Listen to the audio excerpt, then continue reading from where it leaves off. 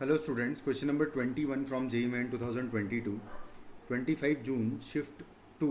The question is, let A equal to 2 minus 1, 1 and minus 1 and B is minus 1, 2, minus 1, 2, कुछ matrix है.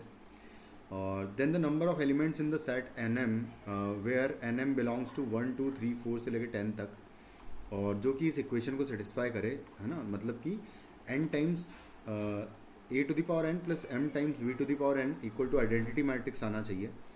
तो सबसे पहले तो अगर मैं देखूँ तो डायरेक्टली ऐड अगर इन दोनों इक्वेशंस को करें हम, तो a plus B is equal to आएगा, देखो क्या आएगा, 2 माइनस 1 हो जाएगा, यानी कि 1 हो जाएगा यहाँ पर. फिर माइनस 2 एंड प्लस 2 करेंगे तो यहाँ पर आ जाएगा 0.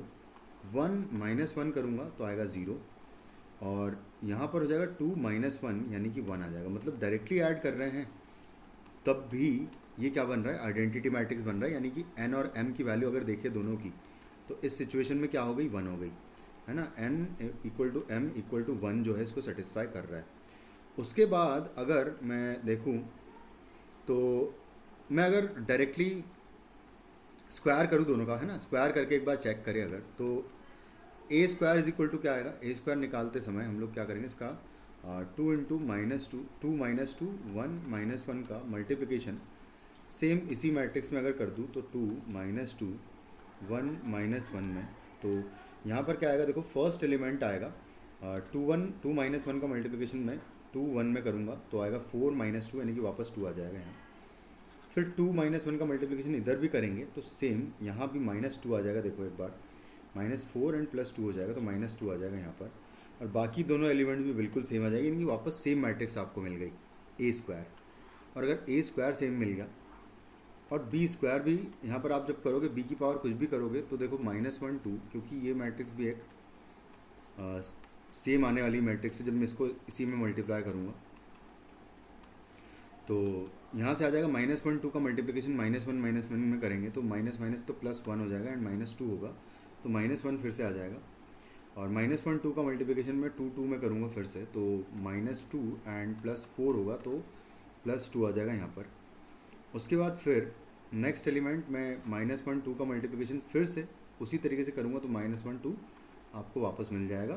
तो सेम मैट्रिक्स मिल गई. अगर सेम मैट्रिक्स मिल गई है तो अगर स्क्वायर कर रहे हैं तो यहाँ पर क्या होना चाहिए, 2 टाइम्स होना चाहिए, यानी कि 2 टाइम्स अगर मैं A square plus 2 times B square करूँगा तो एन और एम की वैल्यू 2 कह सकता हूँ. लेकिन इस सिचुएशन में ऐसा पॉसिबल नहीं हो पाएगा, क्योंकि ऑलरेडी हम जानते हैं कि A square plus B square equal to वापस क्या आ गया है, ए बी आ गया है. तो 2 टाइम्स ए प्लस बी आ जाएगा, और 2 टाइम्स ए प्लस बी अगर करेंगे और वापस सेम मैट्रिक्स मिल रही है ना, तो इसका मतलब हर पावर पर सेम मैट्रिक्स मिलेगी.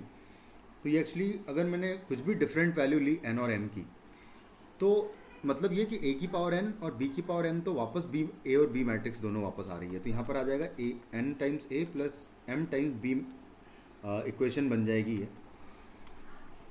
और उस सिचुएशन में एन और एम की वैल्यू पहली बात तो ऐसी कोई पॉसिबल हो ही नहीं पाएगी जिसमें कि आइडेंटिटी मैट्रिक्स मिल पाएगा. फिर से सिर्फ वन वैल्यू ही पॉसिबल हो पाएगी, क्योंकि आप अगर कुछ करने जाओगे, जैसे एन और एम इक्वल मान लो कर लिया सबसे पहले, तो उस सिचुएशन में यहाँ पर आएगा ए प्लस बी टाइम्स आ जाएगा एन आ जाएगा, है ना, या फिर एम आ जाएगा, इस तरीके से आ जाएगा. तो एन जो है मल्टीप्लाई हो जाएगा आइडेंटिटी मैट्रिक्स में, क्योंकि ये आइडेंटिटी मैट्रिक्स आ रहा है ऐड करने पर. तो इस वजह से ये n टाइम्स आइडेंटिटी बनेगा, लेकिन ये आइडेंटिटी नहीं बन पाएगा एग्जैक्टली सेम. तो इस वजह से यहाँ पर सिर्फ एक ही वैल्यू पॉसिबल हो पाएगी, जो कि क्या होगी, n equal to M equal to 1, यानी कि 1, 1 जो है ऑर्डर्ड पेयर पॉसिबल होगा. तो यहाँ पर नंबर ऑफ पॉसिबल वैल्यूज़ क्या होगी, नंबर ऑफ पॉसिबल एलिमेंट्स जो है इस सेट में हो जाएगा 1, 1, यानी कि सिर्फ एक एलिमेंट आएगा. So the answer is 1. Thank you.